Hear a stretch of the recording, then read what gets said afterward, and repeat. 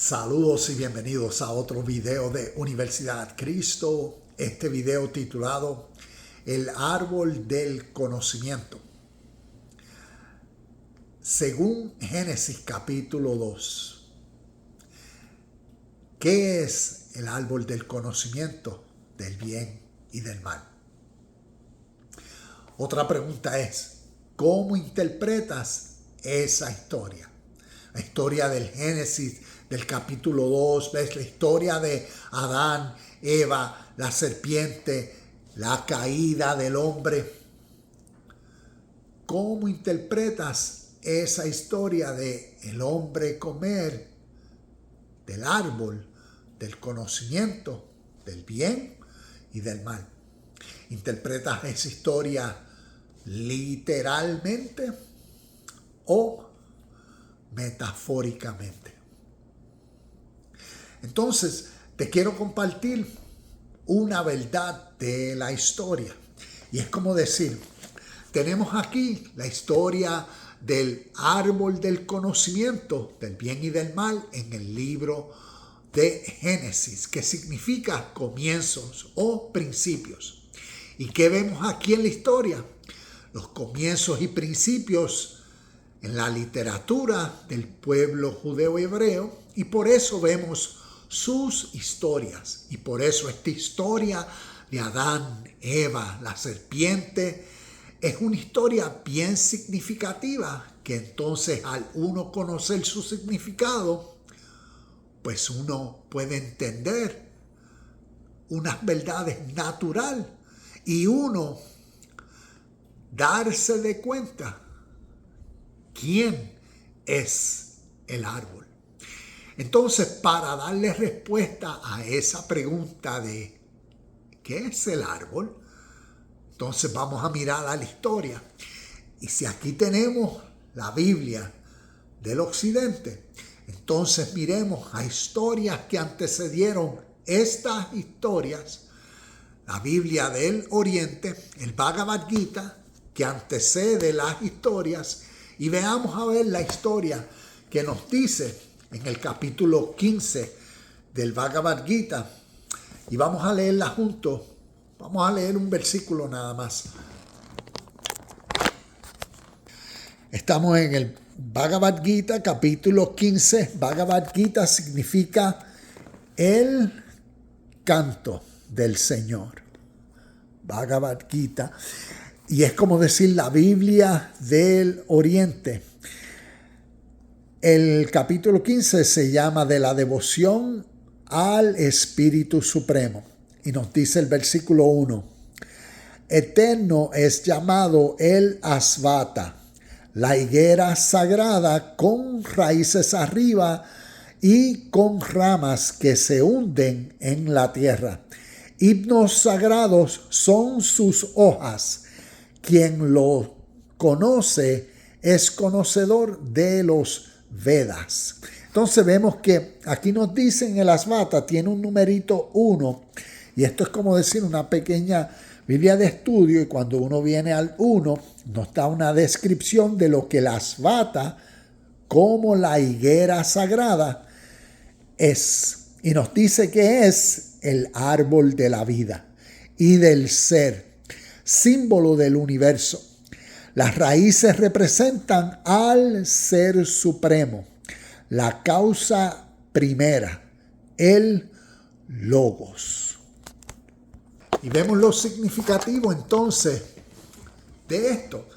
Una, porque desde el Oriente tenemos literatura inspirada por Dios que nos menciona donde este árbol está, como decir, al revés, es como decir, las raíces, ¿ves? Están en el cielo. Y las raíces, ¿ves? Representan ¿a quién? A Dios.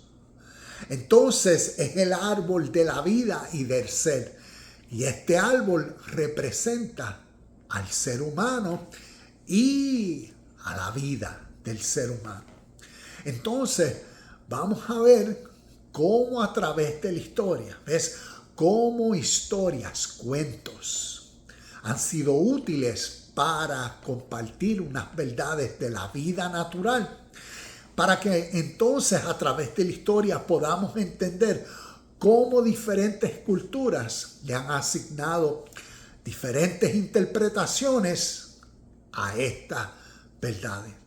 Pero cómo a través de sus historias el árbol representa al ser humano.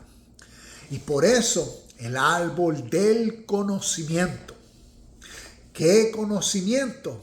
¿Y por qué el conocimiento del bien y del mal? Y que toda esta historia nos puede enseñar. Aquí tengo unas notas, tengo unos versículos, tengo, todo esto lo dejaré en los comentarios y en las notas del video, pero quiero leer alguna de estas. Y comienzo con esto, con el lenguaje metafórico, y para nosotros es vital, porque ahorita hice la pregunta de qué significa esta historia o cómo la interpretas. ¿Ves? Se interpreta literal o metafóricamente. Entonces, esto es significativo y te voy a dar ciertos ejemplos de lo significativo que es para nosotros comprender lo importante de enseñanzas espirituales, que vienen a ser, como decir, cuentos, historias, mitos, ¿ves? Parábolas, que no necesariamente para que sean poderosas tienen que ser historias que pasaron verdaderamente en la historia, sino cómo utilizan un lenguaje material, un lenguaje que la persona en su presente puede captar y entender. Está hablando de algo que yo sé y entiendo, pero eso de lo que está hablando no es. Eso representa otra cosa. Es como decir, y aquí tengo un pequeño decir, y es lo literal, es la puerta hacia lo espiritual. Y te voy a dar más ejemplos de esto. Entonces, el lenguaje metafórico, los cuentos metafóricos son historias que tienen como objetivo simplificar conceptos abstractos, difíciles de comprender o recordar, y por esta razón es la importancia de ellos a través de la historia. Te doy ejemplo. Estamos hablando de lo que el árbol del conocimiento del bien y del mal representa. Que entonces es una historia que el árbol del bien y del mal, ¿quién es? Se está refiriendo al ser humano y se está refiriendo a su naturaleza.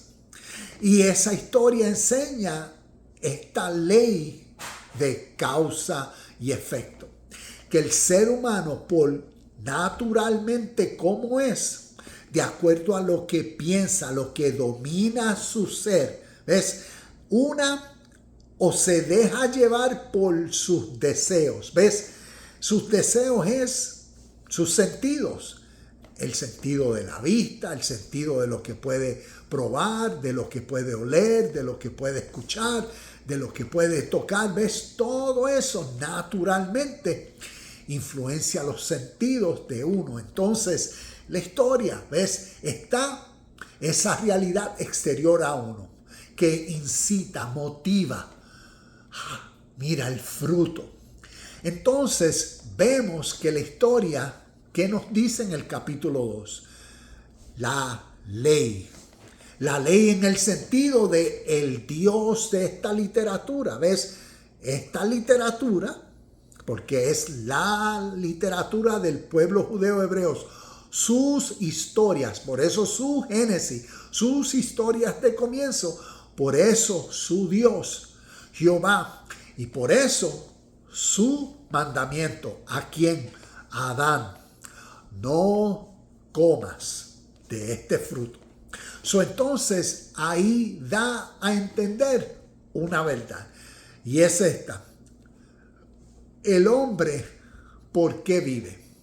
Vive por un principio, ¿ves? Por una ley, por una verdad. O vas a vivir por otro, ¿ves? Por lo que más te llame la atención, por lo que más te influencie. Y vemos en el Nuevo Testamento como Jesús decía, no se puede servir a dos señores. ¿Ves? Esto no puede dividirse. Y por eso el árbol del conocimiento del bien y del mal es el ser humano, que dentro de sí contiene el bien, ¿ves? Contiene lo que valora, lo que viene a ser mi ley, mi principio, mi Dios, mi realidad, o el fruto del mal, ¿ves? Mi yo, mi ser, yo soy mi Dios y mi ley es mi deseo, lo que quiero comer de ese fruto. Y entonces la vida naturalmente queda resultados, ¿ves? Y por eso vemos en la historia que después que comieron, ¿qué representa o significa comer? Es conocer. Por eso dice que se le abrieron los ojos. A través de la historia, el ojo representa la mente, la conciencia. Y esto viene a ser naturalmente lo que sucede en el ser humano. Cuando, ¿ves? Tiene un objetivo.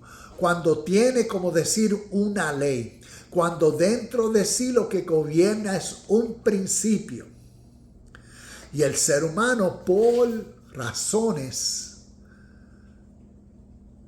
falla a preservar, a obedecer, a vivir por ese principio, esa ley, esa verdad. Y lo que hace es peca. ¿Y qué pecar es? Fallar a la marca. Entonces, vemos esta realidad natural, como somos los seres humanos. Y cuando se falla la marca, ¿ves? Cuando se vive por algo totalmente diferente a lo que es la ley o lo vital o lo primordial, pues entonces causa y efecto. Se va a recibir los resultados como recompensa de las acciones. Por eso es un árbol y su fruto. Al igual que el árbol que vive, ¿ves? El árbol, la persona que entonces su conciencia, su mente es preservar la ley, lo primordial, lo verdadero, por cuanto vive y sus acciones van en línea a todo lo que eso es. Causa y efecto, su vida, su fruto, recibirá los beneficios, ¿ves? De esa mente buena, del árbol y sus frutos buenos, o el árbol y sus frutos malos. Entonces vemos cómo metafóricamente utiliza este lenguaje. A través de la Biblia vemos este lenguaje también. En unos versículos antes nos dice el huerto del Edén. Algo significativo es que cuando uno mira los conceptos espirituales, sabemos que lo espiritual se discierne espiritualmente. Eso lo que nos dice es cómo nosotros lo entendemos. Porque las cosas espirituales, las verdades, realidades espirituales, no son materiales, no son formadas de materia. Cuando se habla espiritualmente del huerto del Edén o del jardín del Edén, se está hablando espiritualmente de un estado espiritual, de un estado de vida emocional, de una realidad presente.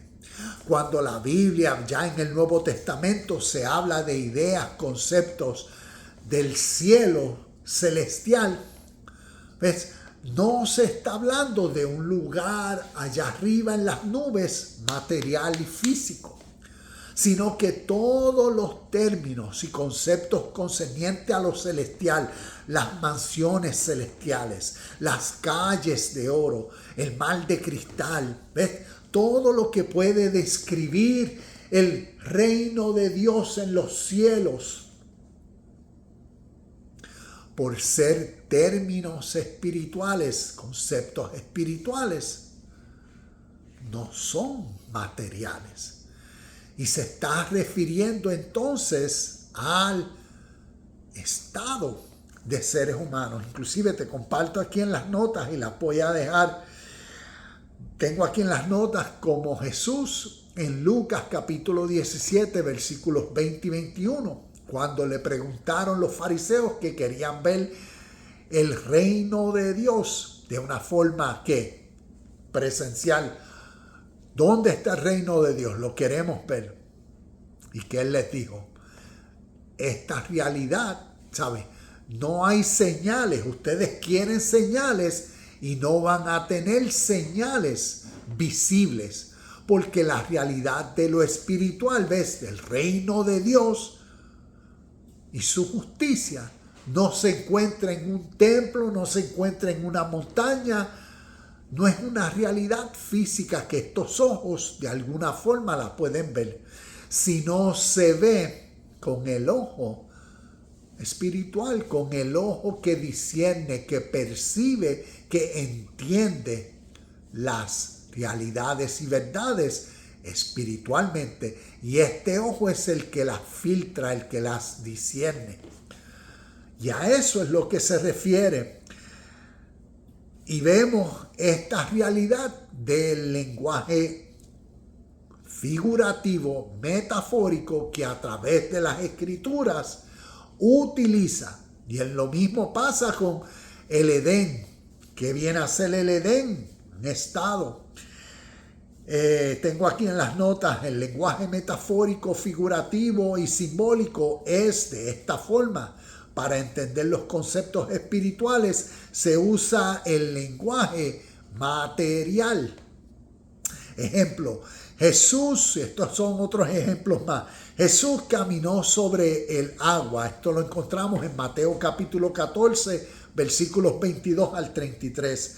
Al igual que también tenemos la historia de Moisés y el pueblo saliendo de Egipto, y que el mar se abrió y ellos caminaron por arena, por tierra seca, según nos dice la historia.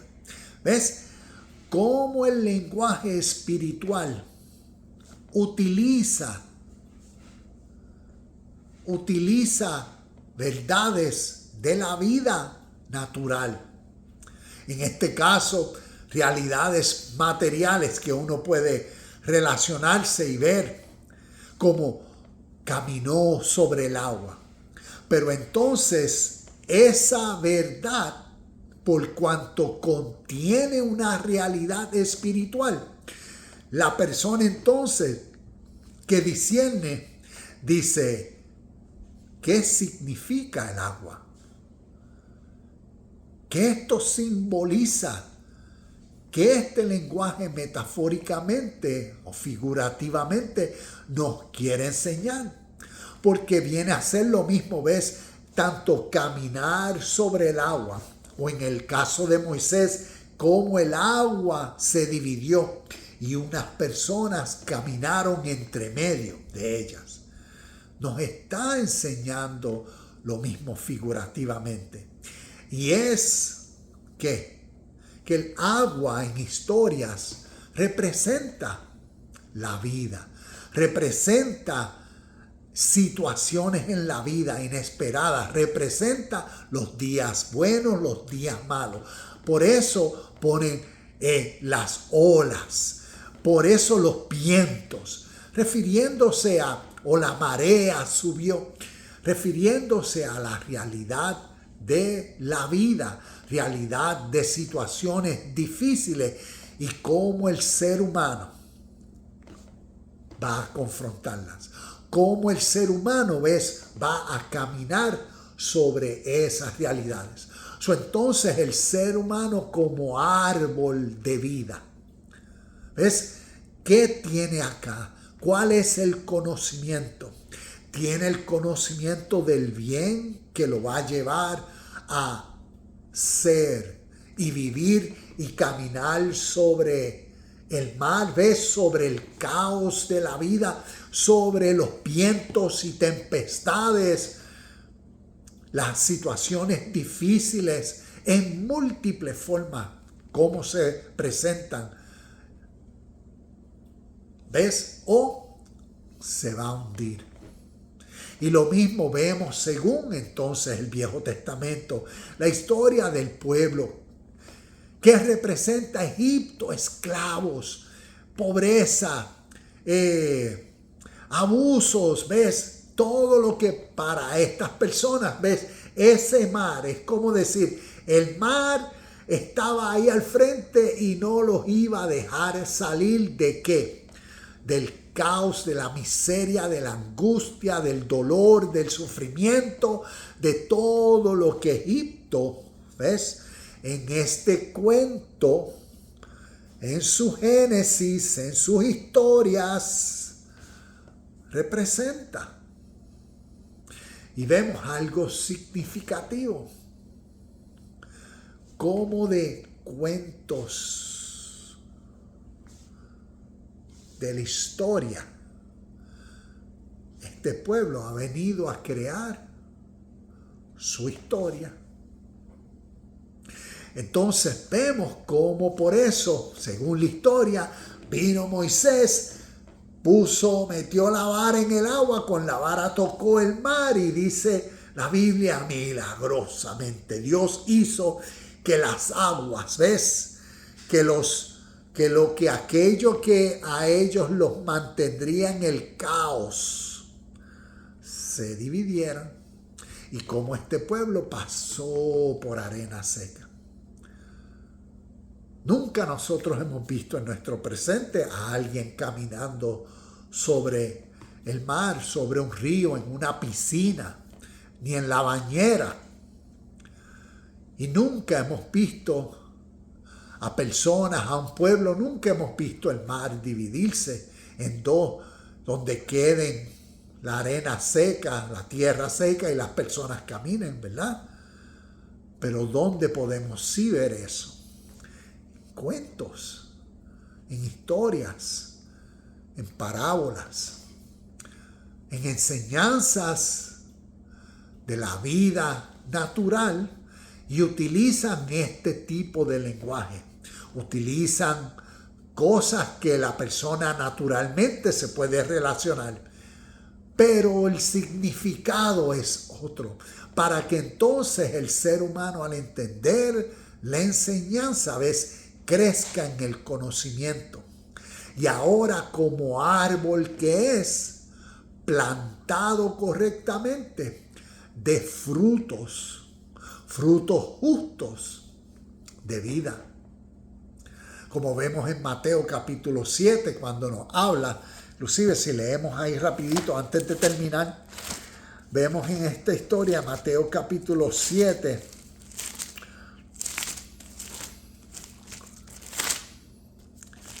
Mateo 7, el árbol y su fruto. Mateo 7, versículos del 15 al 20 dice: ten cuidado de los fariseos, ten cuidado de los falsos profetas que vienen disfrazados de ovejas inofensivas, pero en realidad son lobos feroces. Pues puedes identificarlos por su fruto, es decir, por la manera en que se comportan. ¿Acaso puedes recoger uvas de los espinos o higos de los cardos?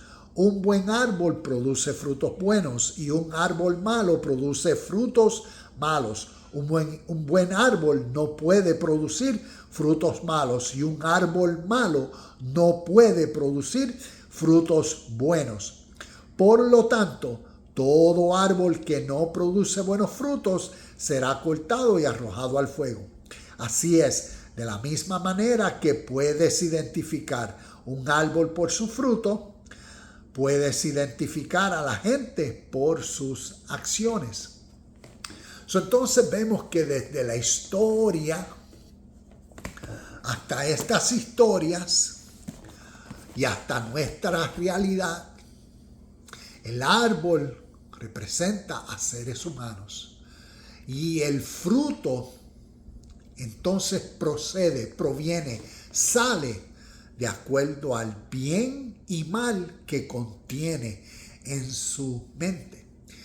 Y por eso en la enseñanza es crecer en el conocimiento de todo lo verdadero y lo justo. Por eso yo comparto aquí crecer en el conocimiento de la historia, porque estamos creciendo en el conocimiento de principios espirituales. Y tal vez necesitamos crecer, ¿ves?, de los conocimientos que nuestra religión ha formado y forzado tal vez en nosotros. Y por el fin de crecer espiritualmente y de entender mejor esta vida, pues entonces como árboles que dan buenos frutos, pues entonces crezcamos en el conocimiento para que esto sea una realidad en nuestro presente. Aquí estoy mirando las notas y termino con esto. El crecimiento espiritual es tu decisión. Y tenemos, como decir, dos opciones. La primera opción es, puedes profundizar más en el entendimiento de estos conceptos espirituales. ¿Ves? Como vemos, si uno crece en el entendimiento de estos conceptos, historias espirituales, entonces uno crecerá en el entendimiento de ellas. ¿Ves? A la medida que uno cambiará el significado que estas historias contienen. Porque tal vez revelan mucho más de lo que nosotros podemos percibir por solo lo que a través de nuestra tradición de fe o religión se nos condicionó a creer. Y por eso tenemos estas dos opciones. La primera es crecer en el conocimiento. Como árbol, el árbol de la vida, el árbol del conocimiento del bien y del mal. ¿Eres tú?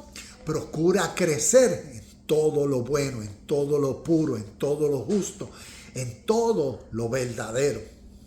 Y la otra es,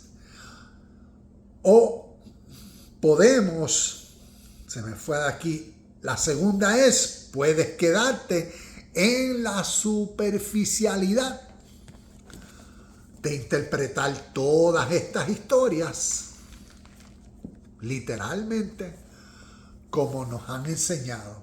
¿Ves? Y como volviendo al Génesis, pues la historia de Adán, Eva, la serpiente, literal. La historia de Moisés y el pueblo caminando por el mar, ese fue el milagro más glorioso, la mano de Dios, y literal. David con una piedra achocó al gigante, literal. Y así sucesivamente todas estas historias que vemos, pues uno las puede interpretar literal. Pero algo que la historia y nuestra realidad presente nos dice: los hebreos interpretan toda su literatura, el Tanakh, todas sus historias literal. ¿Conoces esa respuesta? Y lo otro es, en la historia, y esto lo dije ahorita, cómo estas historias para el pueblo judeo hebreo han sido tan significativas que de historias, de cuentos, se ha formado su presencia hoy, su historia. Porque los cuentos le han dado el enfoque para alrededor del mundo llevar a cabo lo que en sus cuentos, en ideas, se inspiró y se escribió. Y a través de la historia, a través de tiempo, causa y efecto, han ido legislando, creciendo, expandiéndose y causando su historia hasta el presente de hoy. Si nosotros miramos en todas las áreas de influencia que este pueblo, los israelitas, están presentes, nos podemos dar cuenta el poder que estas historias en la historia tienen y lo que ha sido en su contexto el entendimiento de el árbol y su fruto. ¿Ves? De no comer de la manzana, de reconocer la voz de la serpiente. ¿Ves? De reconocer cómo esa serpiente y esa Eva siempre estarán una y la otra en esa enemistad, en ese pleito, como Génesis capítulo 3, versículo 15 lo dice. Y pondré enemistad entre la simiente tuya y la simiente de la mujer. ¿Ves? ¿Qué representa esa serpiente? Habla del ser humano. ¿Qué representa esa Eva? Habla de las emociones. La serpiente habla de la voz de los deseos de uno. Adán representa el intelecto del ser humano. Y vemos cómo esta historia, el árbol de la vida y del conocimiento del bien y del mal, representa al ser humano. El árbol de la vida representa al ser humano. El Edén, el jardín del paraíso, representa el estado de paz, de felicidad que vemos como en esta historia el hombre perdió. Salió de ese estado. ¿Por qué? Por seguir el fruto, los deseos de sus ojos y de su corazón, los deseos de su mente. Vemos estas historias que nos enseñan mucho. Crezcamos en el entendimiento de estas historias espirituales y procuremos pasar de la letra al sentir espiritual. ¿Qué es esto? Te invito, estudia que estos conceptos y términos desde el oriente significaron. Si el pueblo y las historias judeo-hebreas te llaman mucho la atención, estudia Kabbalah, estudia Merkabah, estudia está el Zohar, estudia el Talmud, conoce ¿ves? Y todo esto te darás cuenta que estas historias no significan lo que tal vez aquel que las interpreta todas literalmente cree que significa. Y ahí es donde está esta gran diferencia. Nosotros, y cuando digo nosotros, porque yo nací como cristiano, fui formado y aprendí y creí que todas estas historias son literal, verdaderas. Y vine, después de años, a conocer entonces que esa es la mentalidad, ¿ves? Que naturalmente uno desde niño recibe, entonces uno cree y en esa mente uno vive. Y uno interpreta todas las historias del punto de vista que desde que uno era niño se le enseñó. Eso es como decir, nosotros cristianizamos el Viejo Testamento.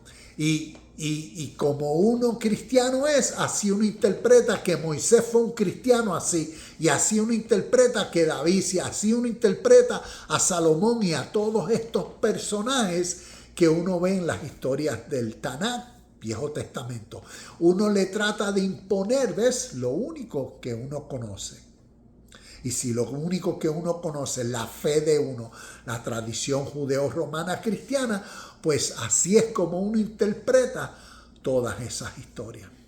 Y no, necesitamos conocer la historia para entonces conocer las historias, los cuentos que estas historias, ¿ves?, contienen. Y como ves, necesitamos conocer la historia. Si conocemos esta historia, conoceremos aquí lo que Génesis 1:1 dice.